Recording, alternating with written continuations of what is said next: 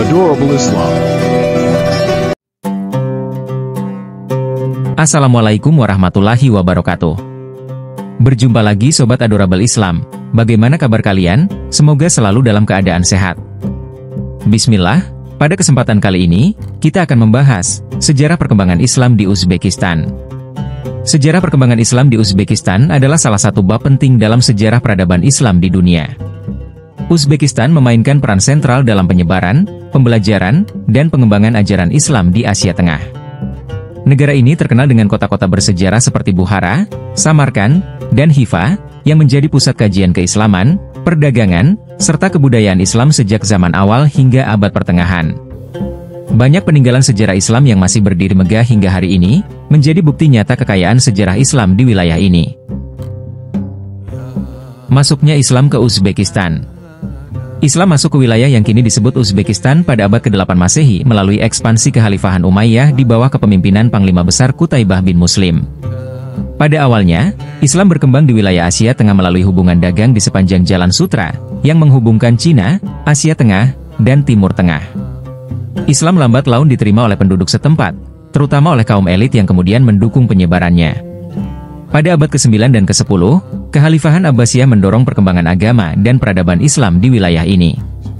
Bukhara dan Samarkand menjadi pusat kebudayaan dan ilmu pengetahuan Islam, dengan banyaknya madrasah, masjid, dan perpustakaan yang didirikan. Pada puncak kejayaannya, Kekhalifahan Abbasiyah 750–1258 Masehi, menguasai wilayah yang sangat luas, termasuk wilayah Khorasan, Transoxiana, termasuk wilayah yang kini menjadi Uzbekistan. Abbasiyah awalnya membangun sistem pemerintahan sentral yang kuat, namun seiring berjalannya waktu, mulai terjadi desentralisasi kekuasaan, terutama setelah abad ke-9. Wilayah Khorasan dan Transoxiana penting bagi Abbasiyah karena merupakan pusat perdagangan dan budaya. Untuk mengendalikan wilayah yang jauh ini, Abbasiyah sering mengangkat gubernur atau wali dari keluarga-keluarga bangsawan lokal untuk menjalankan pemerintahan di wilayah tersebut. Kemunculan Samanid sebagai dinasti lokal. Dinasti Samanid berakar dari keluarga bangsawan Persia yang berasal dari wilayah Saman, di dekat Samarkand, sekarang Uzbekistan. Nama dinasti ini berasal dari Saman Huda, seorang bangsawan Persia yang memeluk Islam pada masa pemerintahan dinasti Umayyah. Keturunannya kemudian menjadi penguasa di berbagai wilayah di bawah Kekhalifahan Abbasiyah. Keturunan Saman Huda, terutama Nuh ibn Asad, yang ditunjuk oleh Kekhalifahan Abbasiyah sebagai gubernur Samarkand pada awal abad ke-9, mulai membangun kekuatan di wilayah Transoxiana dan Khorasan. Pada awalnya, mereka setia kepada Abbasiyah, tetapi seiring berjalannya waktu, mereka mulai memperkuat otonomi lokal mereka. Puncak kekuasaan Samanid dimulai pada masa pemerintahan Ismail bin Ahmad, 892–907 Masehi, yang dianggap sebagai pendiri sesungguhnya dari dinasti Samanid. Ismail Samanid awalnya diangkat oleh Abbasiyah sebagai gubernur Bukhara setelah berhasil menundukkan saudaranya sendiri. Namun, setelah Ismail berhasil mengalahkan Amr ibn al-Laith, penguasa dinasti Safarid, dinasti lokal lain yang menguasai bagian Persia Timur, ia menjadi penguasa yang sangat kuat dan mulai menjalankan kebijakan yang lebih mandiri. Meskipun secara nominal Samanid masih mengakui Kekhalifahan Abbasiyah sebagai otoritas spiritual dan politik tertinggi, mereka pada kenyataannya menjalankan pemerintahan yang mandiri di wilayah Khorasan dan Transoxiana. Abbasiyah, yang pada saat itu tengah menghadapi berbagai ancaman internal dan eksternal, seperti serangan dari Bani Tulun di Mesir dan dinasti Fatimiyah di Afrika Utara, tidak mampu secara efektif mengendalikan wilayah Asia Tengah. Oleh karena itu, mereka bergantung pada dinasti-dinasti lokal seperti Samanid untuk menjaga stabilitas di wilayah yang jauh dari pusat kekhalifahan di Baghdad.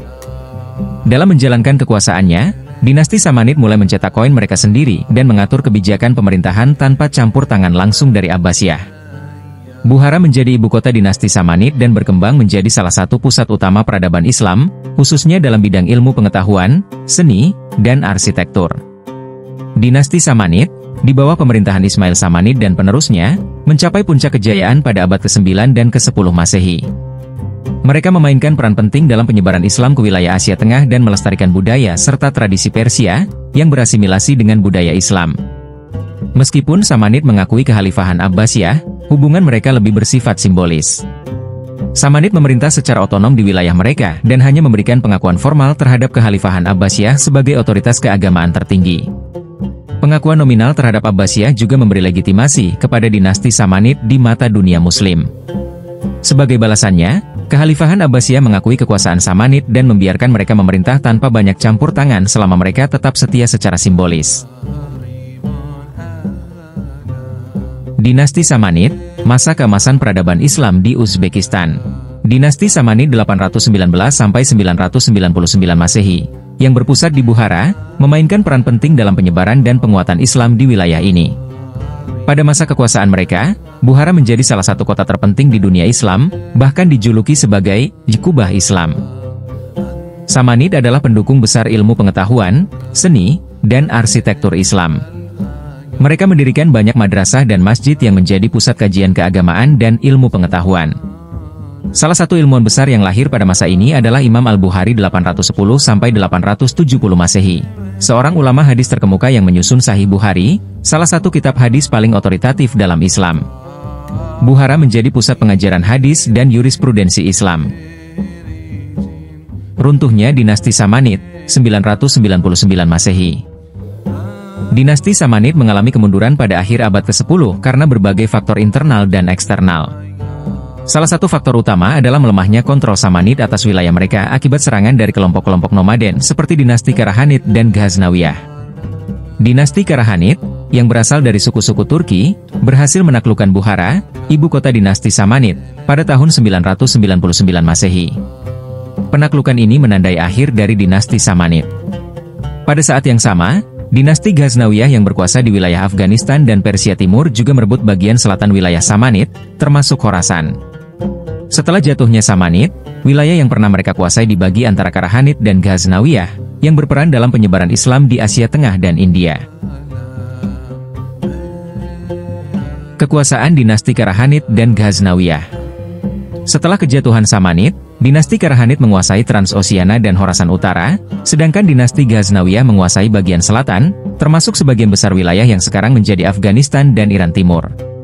Selama masa ini, Karahanid dan Ghaznawiyah berperan penting dalam penyebaran Islam dan pengembangan peradaban Islam di Asia Tengah. Meskipun tidak sekuat dinasti Samanid, kedua dinasti ini tetap memelihara budaya dan warisan Islam di wilayah tersebut. Namun, kekuasaan mereka mulai melemah ketika gelombang invasi Mongol mulai muncul pada abad ke-13. Invasi Mongol dan kekuasaan dinasti Ilkhanid. Pada awal abad ke-13, Asia Tengah diserang oleh bangsa Mongol di bawah kepemimpinan Genghis Khan. Mongol menaklukkan sebagian besar wilayah Asia Tengah, termasuk wilayah yang pernah dikuasai oleh Karahanid dan Ghaznawiyah. Pada tahun 1220, Bukhara dan Samarkand jatuh ke tangan Mongol, dan kekuasaan dinasti-dinasti lokal seperti Karahanid dan Ghaznawiyah runtuh. Setelah penaklukan Mongol, wilayah tersebut berada di bawah kekuasaan dinasti Ilkhanid, cabang kekaisaran Mongol yang berkuasa di Persia dan Asia Tengah. Masa ini ditandai dengan kehancuran besar-besaran, tetapi juga dengan asimilasi Islam ke dalam kekuasaan Mongol setelah banyak dari mereka memeluk Islam. Munculnya Kekaisaran Chagatai. Setelah kematian Genghis Khan, kekaisarannya dibagi menjadi beberapa wilayah yang dikuasai oleh keturunannya. Salah satu wilayah tersebut adalah Khanat Chagatai, yang meliputi sebagian besar Asia Tengah termasuk Uzbekistan modern. Meskipun Mongol awalnya merupakan bangsa non-Muslim, banyak dari mereka kemudian memeluk Islam, dan Kekaisaran Chagatai di Asia Tengah menjadi wilayah Muslim yang signifikan. Di tengah ketidakstabilan politik yang melanda Asia Tengah setelah invasi Mongol dan kemunduran Khanat Chagatai, muncul seorang pemimpin militer besar bernama Timur, lebih dikenal sebagai Tamerlane di barat. Timur adalah seorang keturunan bangsawan dari suku Barlas, yang merupakan keturunan Mongol tetapi telah berasimilasi dengan budaya Turki dan memeluk Islam. Timur mengklaim dirinya sebagai pewaris Kekaisaran Mongol dan menyatakan bahwa misinya adalah untuk memulihkan kejayaan Kekaisaran Chagatai. Meskipun demikian, Timur juga melihat dirinya sebagai pembela Islam, dan di bawah kepemimpinannya, wilayah Asia Tengah mengalami kebangkitan budaya dan arsitektur Islam yang luar biasa. Kebangkitan Timur, Tamerlane, dan dinasti Timurid 1370 Masehi. Di tengah ketidakstabilan politik yang melanda Asia Tengah setelah invasi Mongol dan kemunduran Khanat Chagatai, muncul seorang pemimpin militer besar bernama Timur, lebih dikenal sebagai Tamerlane di barat. Timur adalah seorang keturunan bangsawan dari suku Barlas, yang merupakan keturunan Mongol tetapi telah berasimilasi dengan budaya Turki dan memeluk Islam. Timur memulai kampanye militernya pada akhir abad ke-14, dan pada tahun 1370 ia berhasil merebut Samarkand, yang ia jadikan ibu kota kerajaannya. Dari Samarkand, Timur melancarkan serangkaian ekspansi militer yang luas, menaklukkan wilayah yang mencakup Persia, Kaukasus, Anatolia, dan India Utara. Timur mengklaim dirinya sebagai pewaris Kekaisaran Mongol dan menyatakan bahwa misinya adalah untuk memulihkan kejayaan Kekaisaran Chagatai. Meskipun demikian, Timur juga melihat dirinya sebagai pembela Islam, dan di bawah kepemimpinannya, wilayah Asia Tengah mengalami kebangkitan budaya dan arsitektur Islam yang luar biasa. Pengaruh dinasti Timurid dan kebangkitan Islam. Abad ke-14 menandai dimulainya dinasti Timurid yang dipimpin oleh Timur, Tamerlane. Di bawah kepemimpinan Timur, Samarkand menjadi ibu kota dan pusat peradaban Islam. Samarkand, yang sebelumnya telah menjadi kota penting di sepanjang jalur sutra, dibangun kembali dengan megah oleh Timur dan dijadikan pusat kajian Islam, seni, dan ilmu pengetahuan. Dinasti Timurid mendorong pembangunan masjid, madrasah, dan makam yang megah, banyak diantaranya masih berdiri hingga kini. Salah satu peninggalan terkenal dari era ini adalah Masjid Bibi Hanum di Samarkand, yang merupakan salah satu masjid terbesar dan terindah di dunia pada zamannya. Timur juga mendorong penyebaran Islam dengan mendukung para ulama, ilmuwan, dan seniman Muslim. Selama era Timurid, banyak kemajuan dicapai dalam bidang astronomi, matematika, dan kedokteran.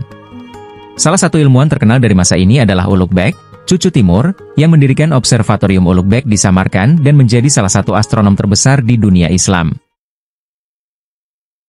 Tasawuf dan Tarekat Naqsyabandiyah. Selain ilmu pengetahuan, Islam di Uzbekistan juga dipengaruhi oleh ajaran tasawuf.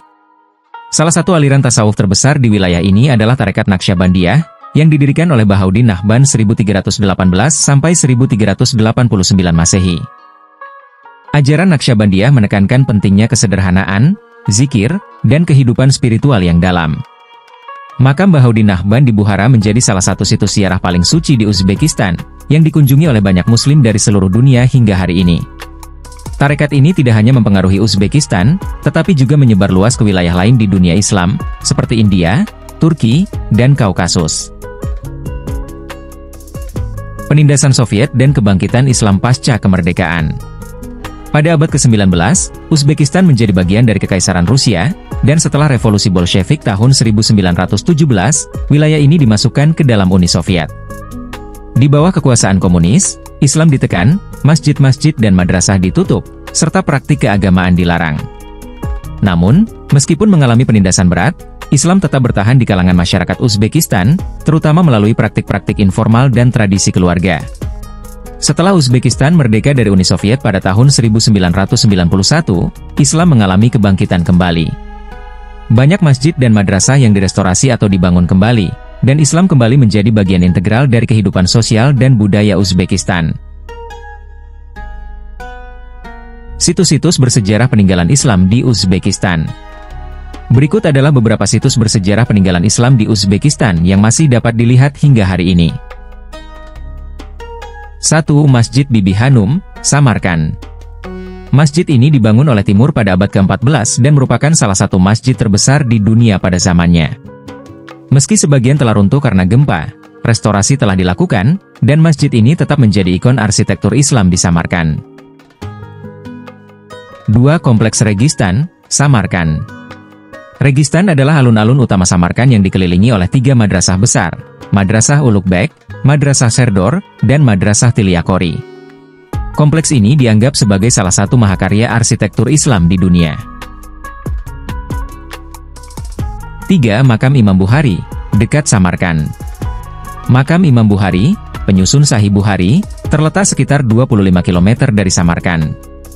Situs ini adalah tempat ziarah penting bagi umat muslim, yang menghormati kontribusi Imam Bukhari dalam ilmu hadis. 4. Makam Bahauddin Nahban, Bukhara. Terletak di Bukhara, makam Bahauddin Nahban adalah tempat ziarah utama bagi pengikut Tarekat Naqsyabandiyah. Kompleks ini mencakup masjid, madrasah, dan tempat pemandian suci. 5. Kompleks Poi Kalon, Bukhara. Kompleks ini mencakup Masjid Kalon, Minaret Kalon, dan Madrasah Miri Arab. Minaret Kalon, yang dibangun pada abad ke-12, adalah salah satu menara tertinggi dan paling mengesankan di dunia Islam, sementara Madrasah Miri Arab adalah pusat pembelajaran Islam yang sangat penting di Asia Tengah. 6. Observatorium Ulugh Beg, Samarkand. Didirikan oleh Ulugh Beg, Salah satu ilmuwan terbesar di dunia Islam, observatorium ini adalah salah satu bukti kemajuan ilmu pengetahuan di Uzbekistan pada masa dinasti Timurid. 7. Benteng Ichan Kala, Khiva.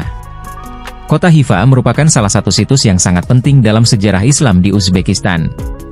Ichan Kala, kota tua yang dikelilingi benteng, adalah situs warisan dunia UNESCO dan memiliki banyak masjid, madrasah, dan bangunan bersejarah yang mencerminkan kejayaan Islam. Sejarah perkembangan Islam di Uzbekistan adalah perjalanan yang panjang dan beragam. Mulai dari masa dinasti Samanid, dinasti Timurid, hingga penyebaran tasawuf oleh tarekat Naqsyabandiyah, Uzbekistan menjadi pusat peradaban dan ilmu pengetahuan Islam yang sangat penting. Peninggalan-peninggalan arsitektur megah yang masih ada hingga hari ini, seperti registan dan makam para ulama besar, menjadi bukti nyata dari kejayaan Islam di wilayah ini. Tidak terasa kita sudah sampai di penghujung video. Terima kasih telah menonton videonya hingga akhir. Kalau ada kesalahan mohon dimaafkan, kalau ada yang sayang mohon diungkapkan. Saya tutup video ini dengan wassalamualaikum warahmatullahi wabarakatuh. Thank you so much. Like and share. subscribe.